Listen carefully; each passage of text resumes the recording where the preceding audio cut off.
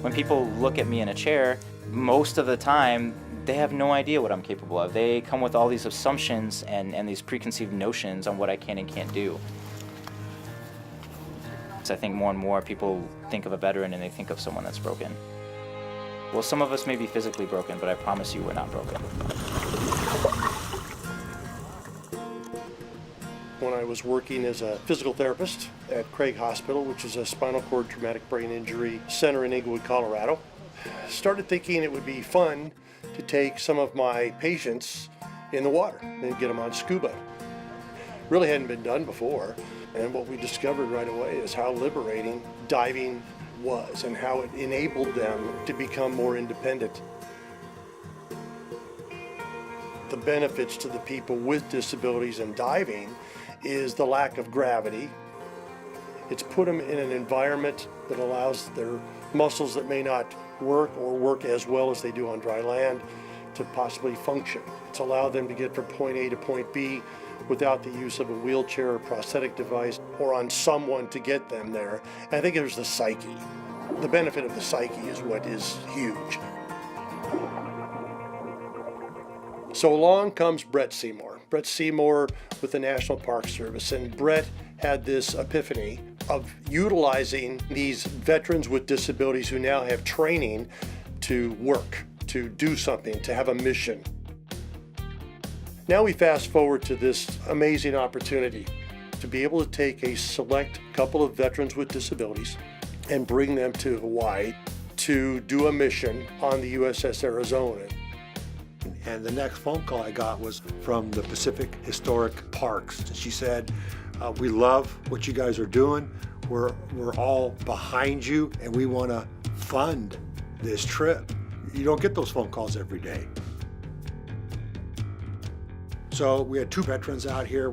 We had David Ortiz, a helicopter pilot, suffered paraplegia in a helicopter crash. We had Jeff Picard that sustained a sniper round that traveled through his arm. After I was shot, my left arm didn't work for 2.5 years. I couldn't move it or nothing.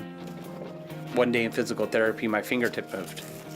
After that, everything just started slowly coming back, and for 2.5 years of therapy, I got 70% of my hand use back and 50% of the strength back. Trying to get the ones that are already attached. 2, 3, 4, 5. Trying to get 5 grommets total. So this project was to measure oil flow rates that are coming out of the USS Arizona. There could be still up to 500,000 gallons of oil in that ship, and it is seeping out. And from day one, it's been very serious, very task-oriented. All of the discussion between the veterans and their purpose, and all of a sudden they went from these sort of low-key guys who were talking about what are we going to do? Where's your position going to be? Where's my position going to be? How are we going to use this particular device, measuring device? And so there was a true intent, desire to succeed with this mission. And then once we get that set, we get everything taped up where we think we want it, and then I'm gonna come back and grab the camera and shoot. And you three will kind of work it.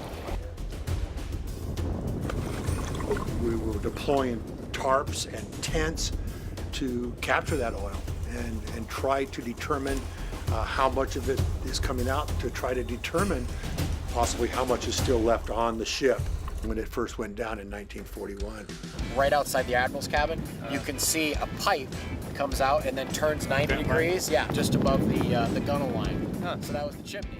I think maybe there was an idea of me doing some of the lighter stuff or lightly being involved. But I believe that once we started working together, I think that led us into doing more and more task-heavy work down underneath the water. He came here to do something. He didn't come here to jump in the water and scuba dive on the USS Arizona. Well, yes, he did, but that's not why he came here. David truly came here to make a difference, to open up a door, a mindset. And I think that's what's happened. Okay, all right. So we entered the water with mission involved. We were educated. We were shown how to touch, how to sense, how to look at things differently. And you guys said, hey, we're gonna take measurements. I was like, I get to do something.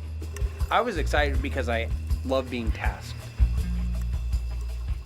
It wasn't just diving the Arizona. I worked on the Arizona. And I've seen veterans that come in and they're waiting for that instruction to be told what to do because that was our life. Mentally, I have PTSD, but when I'm scuba diving, I don't care. My mind calms down, everything slows down, but you're doing something. That's what helps me cope with my PTSD. I remember there was one point I was holding a sample jar for Scott, and I ended up going all the way upside down, but I kept that jar right side up because I was not gonna mess up that sample. We did scientific collection stuff. We were busy. I didn't know it was gonna be this messy.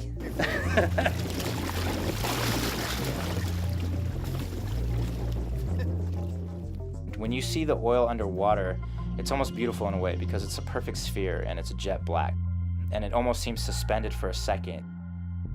And then it seems attracted to whatever's closest to it, which happened to be my hands and face. It's not pretty. Okay, close your mouth. And the first thing that hits you after that is the smell. And that instantly makes you think of the individuals that survived that day. I was thinking to myself, man, I'm not surrounded by fire like they were. And, just that was the most sobering day for me. And I think part of the reason why is because one of the first things that I remembered, it took me back, was the smell of engine oil and transmission fluid after my crash. And it makes you empathize in a way. And I mean, I don't think you can respect anybody's service more than these individuals, but it connects you in a way with them.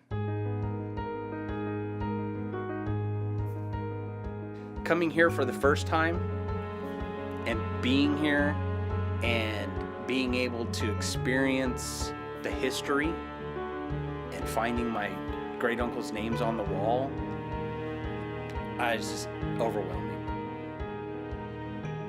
I'm connecting with an important part of military history, but I'm also connecting with an important part of my own military history and connecting with the service members that I served with that are stationed here now. And I can't tell you, every one of them just saying, and we see the great things that you're still doing. And we knew you would. So to hear something like that, I think it gives you a sense of motivation that, all right, you're doing something right. A machine at rest is very hard to start, but once it starts to roll and get that momentum, things become possibly a little bit easier.